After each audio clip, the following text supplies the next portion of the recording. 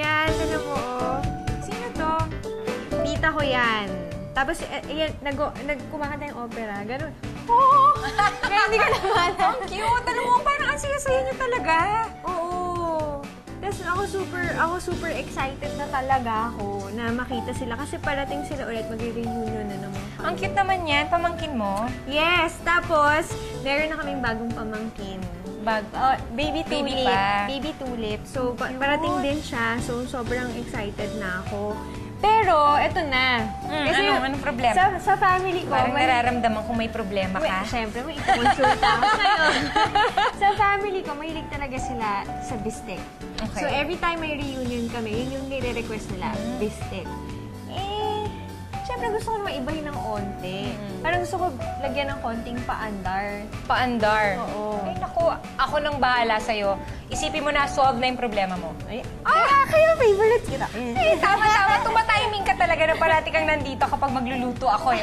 Oras na naman for your daily serving of dishes that bring the family closer together. I'm Jeneline Mercado and welcome to Sarap with Family.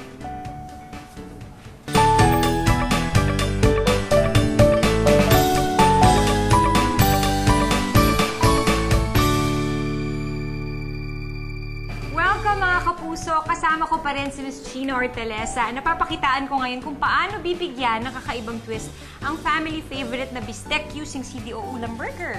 So burger talaga yung gagamitin natin? Oo, burger talaga gagamitin natin. Yan ang CDO Ulam Burger bistek with grilled pineapple. Ano, simulan na ba natin? Sige, game. Okay. Ito ang mga kailangan nating ingredients.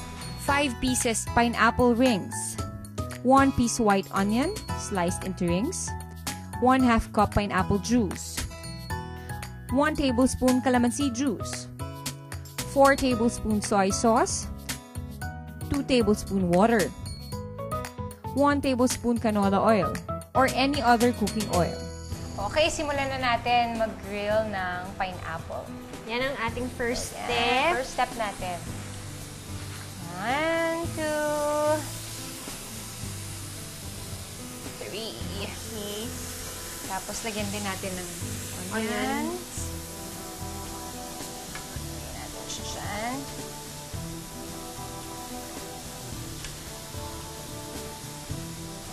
Okay. Hintayin natin na paano siya... Magkaroon ng lines. Okay. Medyo maluto ng konti. Yan. So, habang iniintay natin yan, pwede na natin lutuin ang ating ulam burger. Okay, sis. At tulungan kita dyan. Yes.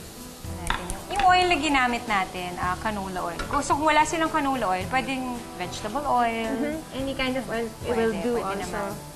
Lulutuin na natin ang ating CDO Ulam Burger. Ayan. Yan! Okay.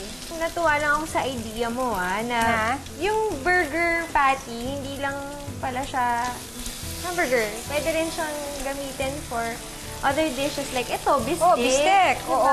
Tsaka hindi, di ba yung mga traditional bistek, talagang kailangan ng beef. Tsaka minamarinate pa yung beef. Yung iba nga overnight pa talaga para malasang-malasa yung beef. Pero sa CDO Ulam Burger, hindi na natin kailangan i-marinate. Meron na siyang seasoning. Tama. Hindi na kailangan. So, ibig sabihin talagang sobrang... Ayan na! Yes, it saves time. It saves time. Oo, affordable pa. Important yun for me talaga. Ay, ang ganda. Diba? Nagkakaroon siya ng lines. Ng lines. Ganda ng presentation ito. Okay, here we go. Tapos, ang isa pang maganda dito sa CDO Ulam Burger, hindi na natin kailangan i-pound pa yung meat, diba? Kasi masyado nang matrabaho yun. Ito, nice yun kasi ready na, no? Fry mo lang siya, tapos that's it. Pang ready na to. O, diba? Nakita mo yung grill marks? Ang ganda niya. Ang ganda. Yan. Okay. Sige, tunin natin. Push. Yeah, there you have it. Tunin natin. Look at those onions. Ako din, tinan mo yung patty ko medyo parang lutong-luto na Actually, naamoy ko na mabango siya. So, pwede na natin ilagay yung pineapple juice. Yan. Tapos, Ayun yung nagsisizzle. yes! Calamansi juice. water, and soy sauce. Lahat? Yes, lahat. Babad lang muna natin para lang ma-absorb ng patty yung sauce. Okay. Tsaka tinan mo yung amoy, di ba? Beef na beef yung amoy. Tsaka beef na beef din ang lasa niya. Kasi, gawa siya sa 100% pure beef. Mas okay din na gamitin itong Canaford pack. Kasi mas mura at pwede nating itabi yung mga natitira. Kasi di ba, minsan hindi natin nauubos. Oo. So pwede mo siyang ibalik sa freezer pagkatapos. Tapos meron na siyang lalagyan. Yung lalagyanan. At yung lalagyanan, pag naubos, pwede mo pang magamit na container ng iba pang mga bagay. Ganyan, Tama. di ba? At ang mga mommies, ang mga practical tulad natin, Yes. kailangan yung mga bagay na importante. Importante Diba? yan. Okay. Tsaka napaka-affordable nitong ulam burger na to. Kasi sa store, mabibili mo siya ng $7.25 lang isang peraso. Di ba kung bibili ka ng raw meat, Oo, mas mahal magkano yun, yun? diba? 220 to 240 pesos per kilo. Eto, 171 lang. Na? Isang kilo. Panalo? Diba? Panalo. Panalo siya. Yan. Plating na tayo. Yan. Lagyan natin dyan. Dapat ganito rin sa ganyan. family reunion nyo, Oo, promise. May impress ka nga. Maging proud ka nga sa akin. Dapat makita ko yan. I-MMS mo yan sa akin. Dapat. Yan, okay. Tapos, lalagyan natin yung onion sa ibabaw. Pati ang onions nag-caramelize na. Perfect. Perfect talaga. Okay. Oh, ayan. Okay. Drizzle it. Ayan. Aba, natututo ka Oo, ng... May dala-dala ka ng tissue, Talagang nililip. Kinakarir mo na ito.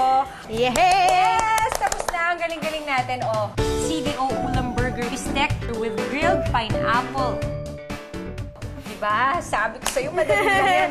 Ano pa hinihintay natin? Let's go! Sige, Let's game. eat! Gusto ko na yung matikman, yung paandar mo. Pero, wait lang.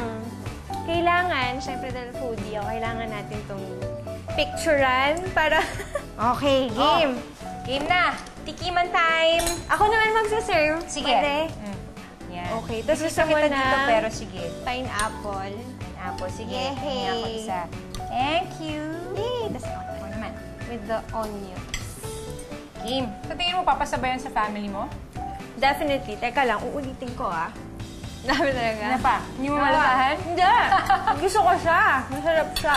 At feeling ko talaga yung family ko, magugustuhan nila to. Pero alam mo, isa pa. Sandali Mas masarap yan pag may kanin. Tama ka dyan. Diba? Ito, mag-rice tayo. Bakit hindi? Bakit tayo nagbibistik ng walang rice? Tama. Mag-rice tayo. Masarap nga yan. At saka, feeling ko lang, magugulat sila. Kasi hindi siya usual bistek, diba? Kakaiba. Gumamit tayo ng hamburger patty na talaga namang sobrang sarap, malambot. All beef talaga. Beef na beef talaga yung lasa. Yummy. Galing mo dito. Tsaka okay na okay yan. Pwede mong dalhin sa family reunion mo. Paandar mo yan. Sabi mo nga kanina, paandar. Kailangan mo ng paandar. Ito na. Matutuwa sila dito, definitely. Mga kapuso, pwede nyo rin itong gawin kahit walang family gathering. All you have to do is lightly fry CDO Ulam Burger on a pan. Add in water, pineapple juice, calamansi juice, soy sauce, and let it simmer. Then top it with grilled pineapple and white onions. Kita nyo naman, di ba? Preparing and spicing up your favorite meal is so easy and quick with CDO Ulam Burger. I'm Jeneline Mercado. Join me again next time as we celebrate more moments over great food here in Sarap with Family. Perfect! More. Perfect.